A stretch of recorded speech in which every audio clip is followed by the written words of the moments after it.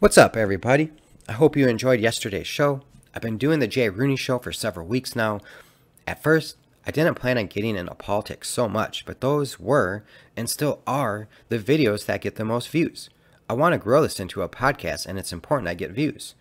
Out of several metrics, views is the most important metric if you want to monetize your content.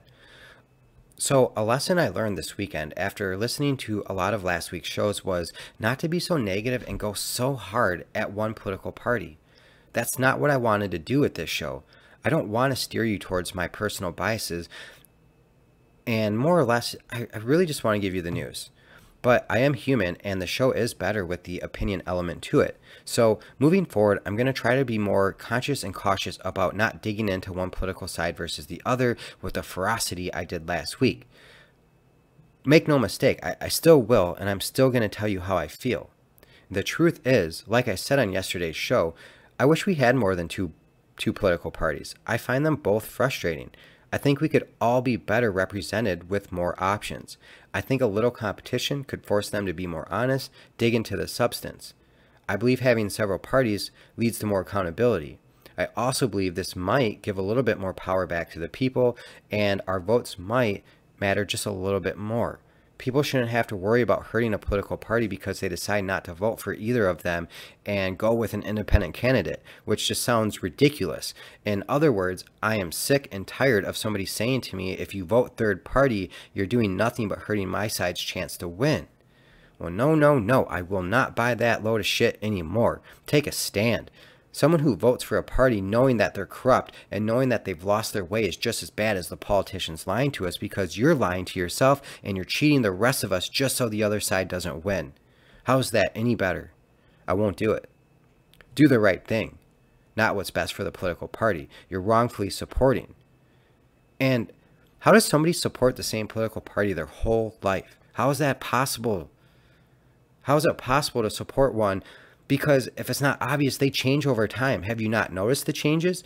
I've noticed the changes just in the last 15 years of my adult life. Are you saying your values and your morals were a front and that you're a fraud? How do you go your whole life being anti-establishment, and then when you have possibly the most corrupt establishment in our country's history, you still vote for them? And I'm not talking about the previous election. Look beyond that. I talk about this all the time on the Jay Rooney Show. Pay attention. We need more choices.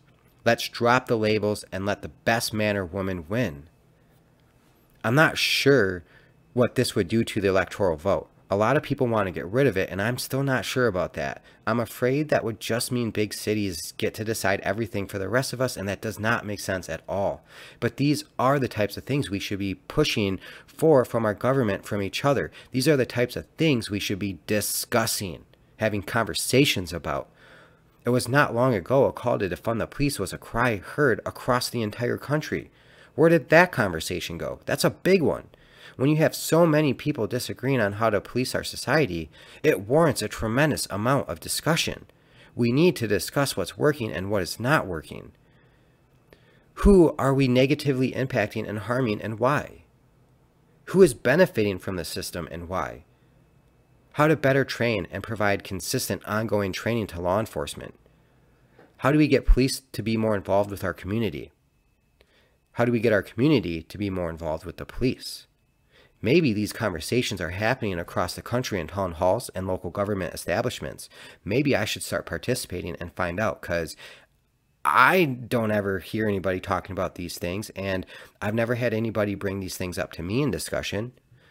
For most people, they've already forgot and will need an incident as a reminder. So, what's really interesting about Socrates, he kept forcing the conversation until he was murdered for asking too many questions.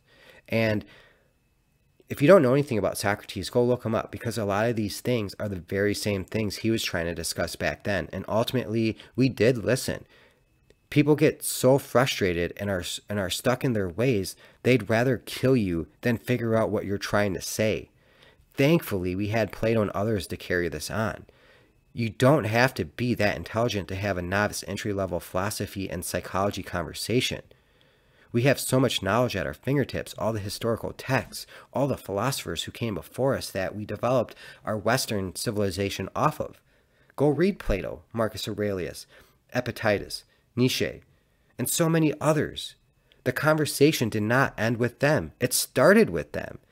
And it's on us to keep the conversation going. And if we're lucky, we'll learn something along the way. Discuss life, liberty, justice, and truth.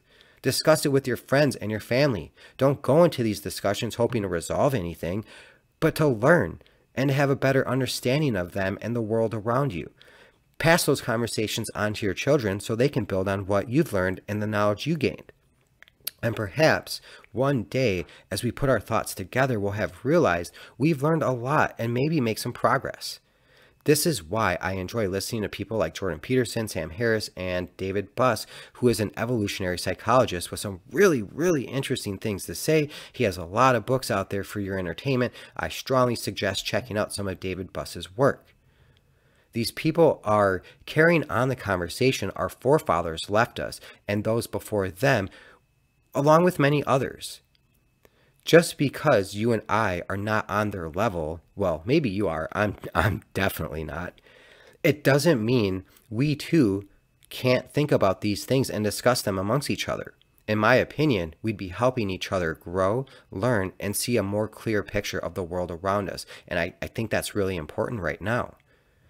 I think we need a reminder that the majority of people are good. It gives us more perspective and ultimately stimulates growth. When enough people grow morally, so will society. The national narrative turns like flipping a pancake. We can't seem to keep our attention on any one thing for long enough anymore. It was literally like just yesterday, COVID was all over the news. Now I only see the Epoch Times reporting stories on COVID, and let me tell you, it's every day and it's some really interesting stuff. Now, it's all about the Russian-Ukraine war and World War III, nuclear war. It's war this, war that. It's as if the pandemic didn't happen some days. And by the way, pandemics are pretty serious. And you know, I am shocked that we're not talking about our health. Instead of learning from what we just went through the past 2+ years, everything from viruses and vaccines, we should still be discussing the efficacy of the mandates, the government's place in all this, the corporation's place, schools' place in all this. What did we learn? How to fight with each other? We should be discussing. So much of our PPE was being made in China. How much of our medical equipment comes from over there? And so much more. And why are we not discussing that? Why is our health not being emphasized right now more than ever? You would think when you have a pandemic that affects those with comorbidities more than everyone else, the prime factor being your weight, so much so, some have even argued that your BMI is a legit metric that could tell you if you were high risk for a severe COVID reaction. And your BMI doesn't care how much muscle you have, and I usually disregard the BMI when determining overall health. However, I have heard several times that the BMI seems to work here.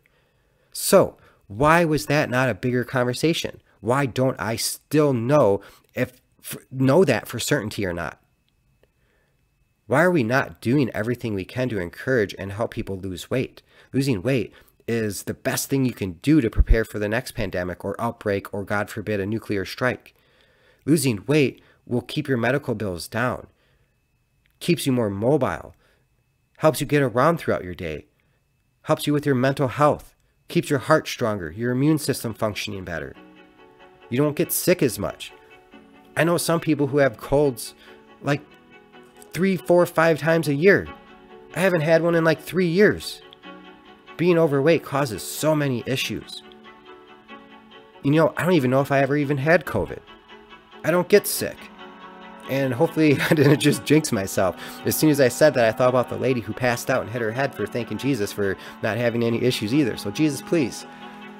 I'm just trying to encourage people to lose weight here. Our country is struggling, if you haven't noticed. Other superpowers are pushing their agendas without fear because of the U.S., because of our situation in the U.S. The healthier we are, the stronger we are. I can't believe this, seriously, that our politicians and the media isn't encouraging you to lose weight. Get a gym membership, walk, lift weights, eat healthy. This is literally making our country weaker, and other countries notice it. And you know what? This is not fat shaming. Nobody's trying to make you feel bad for being overweight. But don't expect everyone or anyone to conform to your needs if you're not even going to try to help yourself? Can we please try not to be so forgetful?